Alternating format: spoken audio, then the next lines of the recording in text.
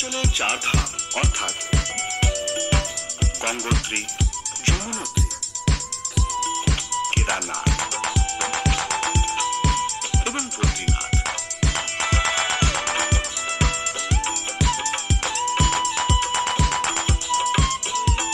এই চার ধামের দিকে যাত্রা করার শুভারম্ভ করার জন্য আসুন এবার আমরা যাই ধার্মিক এবং আধ্যাত্মিক শহর হরিদ্বারের দিকে। হরিদ্বার অর্থাৎ হরির সাথে মিলনের দ্বার। প্রাচীনকালে এই জায়গাটির নাম মায়াপুরী বলেও পরিচিত ছিল। হরিদ্বারের যাত্রীদের সর্বপ্রথম হারকি পড়িতে এসে গঙ্গা স্নান করা উচিত। মা গঙ্গার নির্মল পবিত্র জলে শরীর এবং মন শুদ্ধ হয়ে যায়।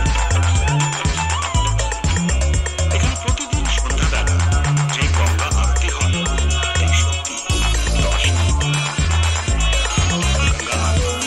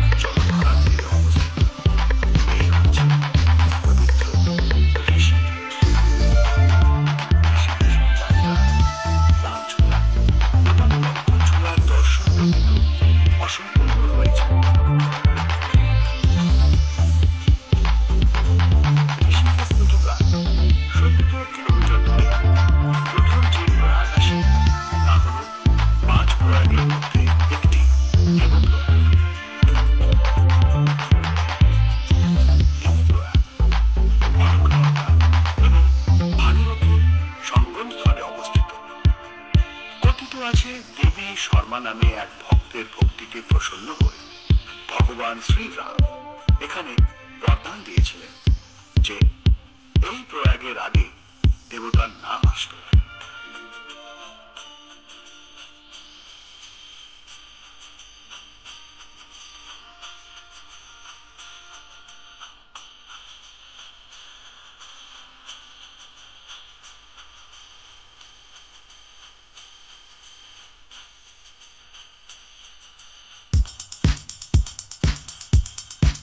এটি হচ্ছে রঘুনাথ মন্দির। এখন আমরা ঋষিকেশের রাস্তা থেকে শুভারম্ভ করছি যাত্রা 4 ধামের জন্য। এখান থেকে একটা রাস্তা গঙ্গোত্রী যমুনোত্রীর দিকে এবং অন্যটা বদ্রীনাথের দিকে গেছে। ভক্তরা এখন আমরা সর্বপ্রথম প্রস্থান করব যমুনোত্রী দর্শন করার জন্য।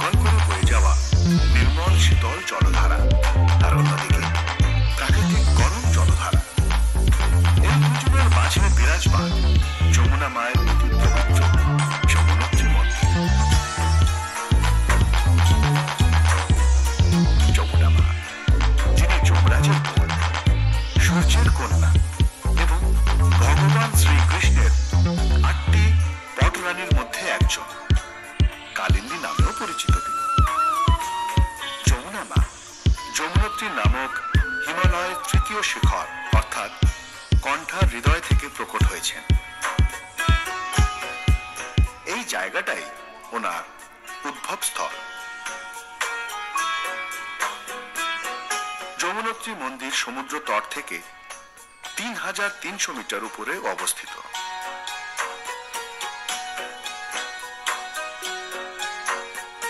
তপ্ত কুণ্ডে চাল, আলু, ছোলা ইত্যাদি কাপড়ের মধ্যে বেঁধে সিদ্ধ করা হয়। এরকম দুর্লভ কুণ্ড ভক্তদের সাথে সাথে আজকের বৈজ্ঞানিক যুগেও উৎসুকতার কেন্দ্র হয়ে দাঁড়িয়েছে।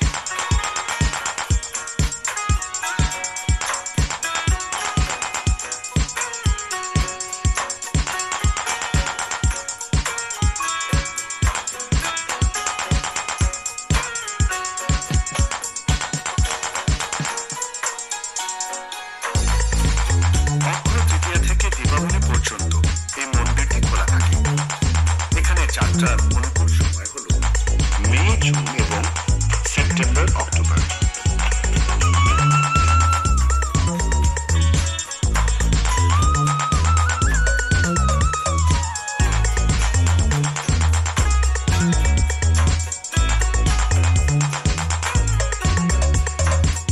যমুনোত্রী পূজা বাকি 6 মাস খাসখালি গ্রামের মন্দিরে হয়। শোভাযাত্রা করে ওনার সিংহাসন মন্দিরে স্থাপিত করা হয়। সমস্ত রাউল পরিবারে তার পূজা অর্চনা করা হয়। এখানে যা আছে তা হলো ব্রহ্মপুরী।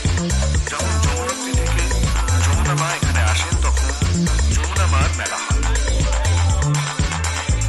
যমুনা মা সূর্যের কন্যা। সূর্যের দুজন স্ত্রী সংজ্ঞা আর ছায়া। ছায়া থেকে শনি মহারাজ হয়েছে আর সংজ্ঞা থেকে মনু, যমরাজ এবং যমুনা মা হয়েছে। যমরাজের থেকে বরদান নিয়েছিলেন যে, ভাই, যতক্ষণ পর্যন্ত না আমার স্নান শেষ হচ্ছে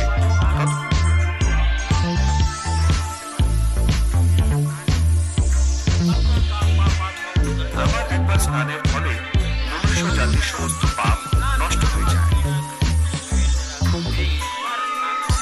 যমুনোত্রীতে যা আছে তা আমার বালস্বরূপ, আমার জন্মভূমি।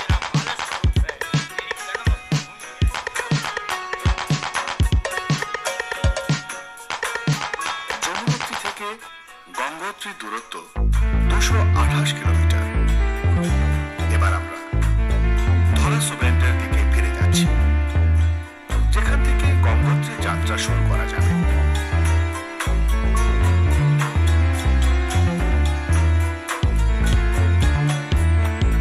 ধরাসুবেন্ড থেকে ডোন্ডা হয়ে এখন আমরা উত্তর কাশীর দিকে এগোচ্ছি।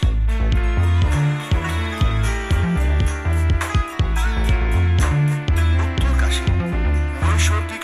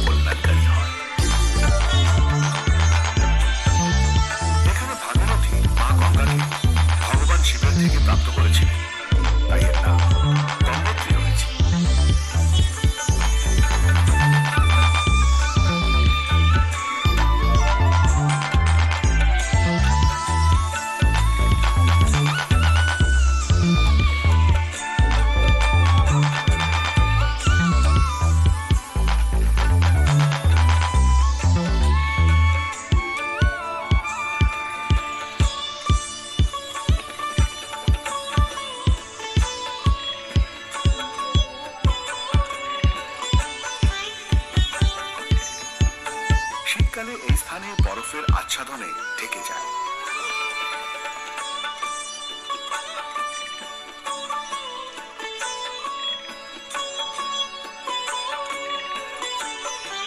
উঁচু উঁচু পাহাড়ের মাঝে কলকল করা মা গঙ্গার জলধারা এক অলৌকিক দৃশ্যের আনন্দ প্রদান করে।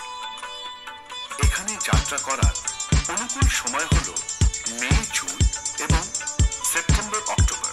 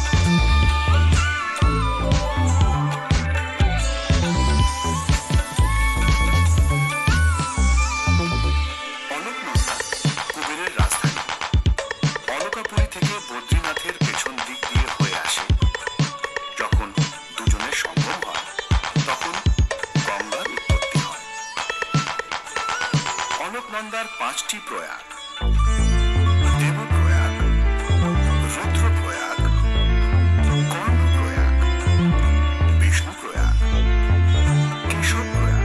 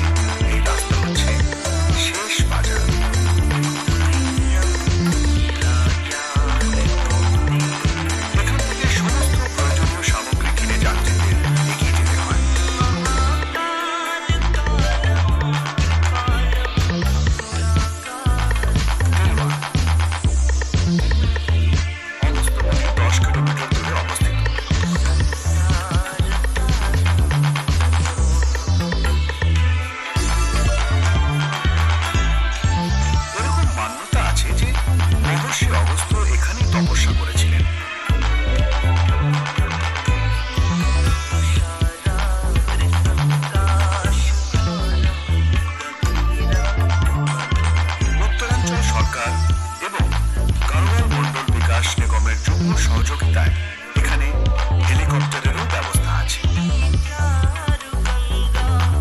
অগস্ত্যমুনি থেকে একটা রাস্তা গুপ্তকাশী হয়ে কেদারনাথ এবং অন্যটা উখি মঠ হয়ে চমনি পর্যন্ত যায়। গুপ্তকাশীতে অর্ধনারেশ্বর মন্দির বিরাজমান আছে।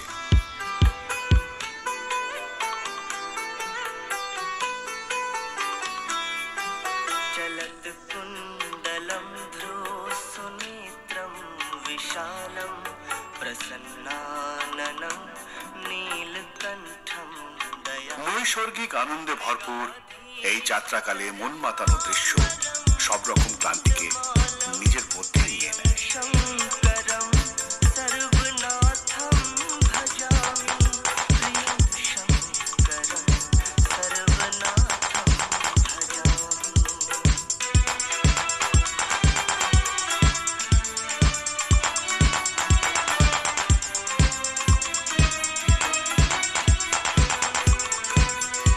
प्रचंडम प्रकृष्टम प्रगल्भम परेशम अखंडम अजम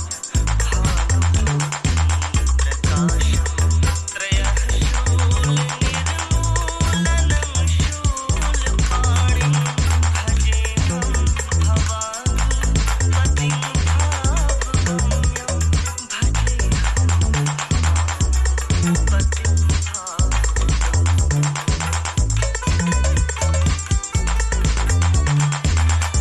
এই হচ্ছে মুন্ডকাটা গণেশের মন্দির। কথিত আছে যে ভগবান শিব যখন গণেশের মাথা গলা থেকে আলাদা করে দিয়েছিলেন তখন মাথাটা এখানেই পড়েছিল।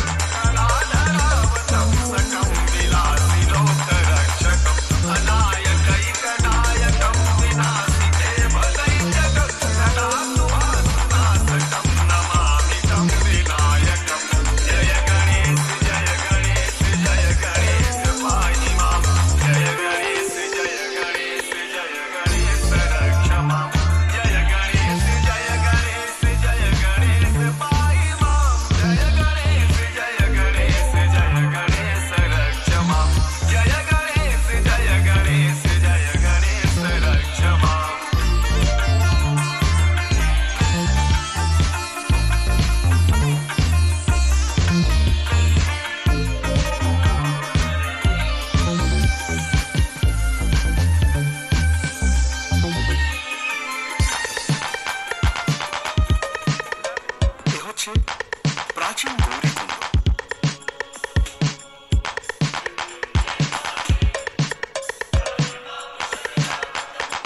এখানে মা গৌরীর এক প্রাচীন মন্দির আছে। গৌরী মাতাকে দর্শন এবং পূজা অর্চনা করলে সুখ সমৃদ্ধি প্রাপ্ত হয়।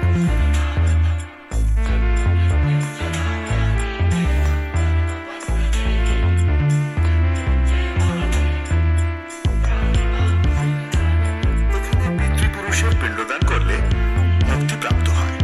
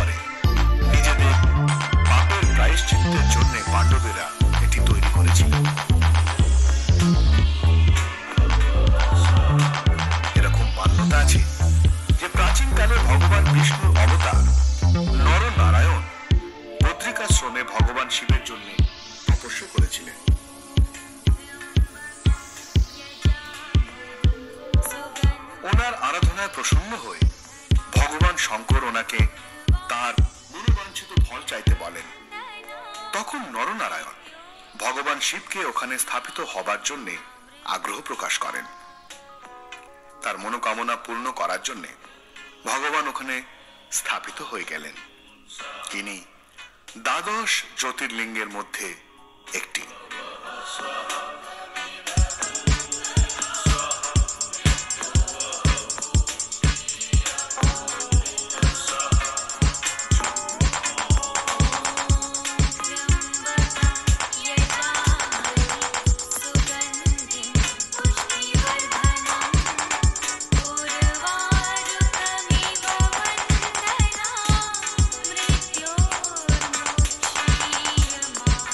ভারতবর্ষে 12টি জ্যোতির্লিঙ্গ আছে।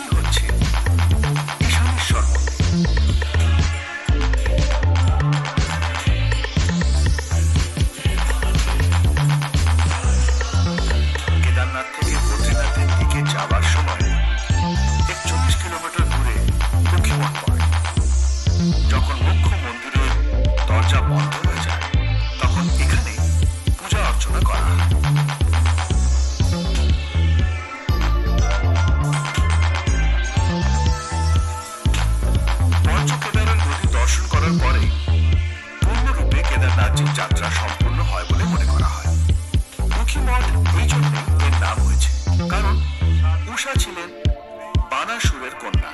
আর অনিরুদ্ধ মহারাজ ছিলেন ভগবান বিষ্ণুর নাতি।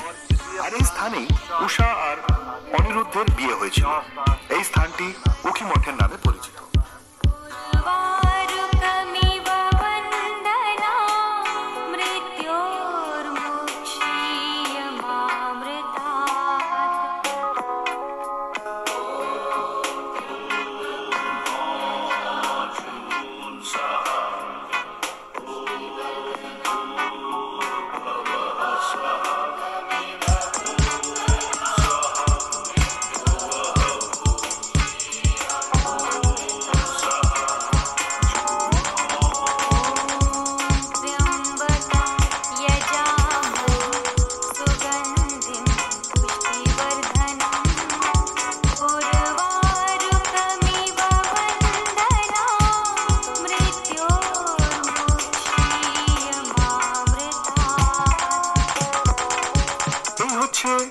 গরুড় গঙ্গা।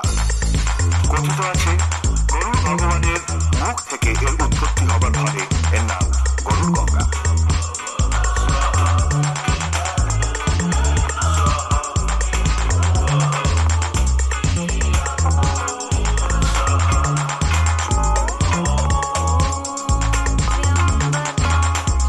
এই বিশেষ দুর্লভ পাথরের বিষয়ে এইরকম মান্যতা আছে যে এটি সর্পবিষকে নামাতে সক্ষম হয়।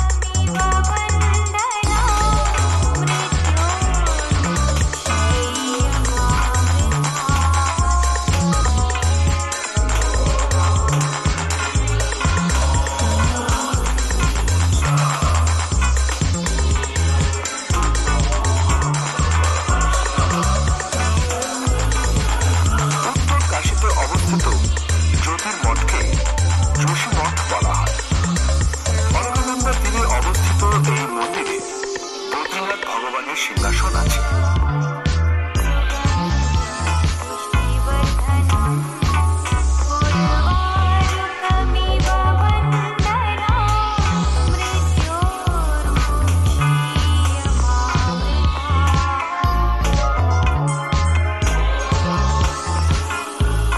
এই হচ্ছে কল্পবৃক্ষ।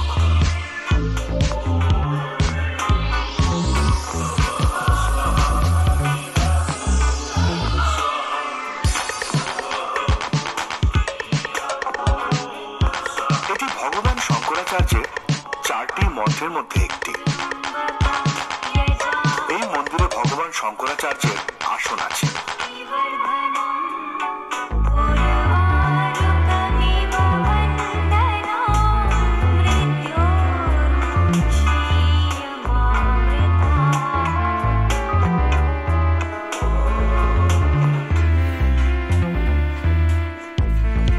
এই মন্দিরের কাছে নরসিংহ মন্দির অবস্থিত।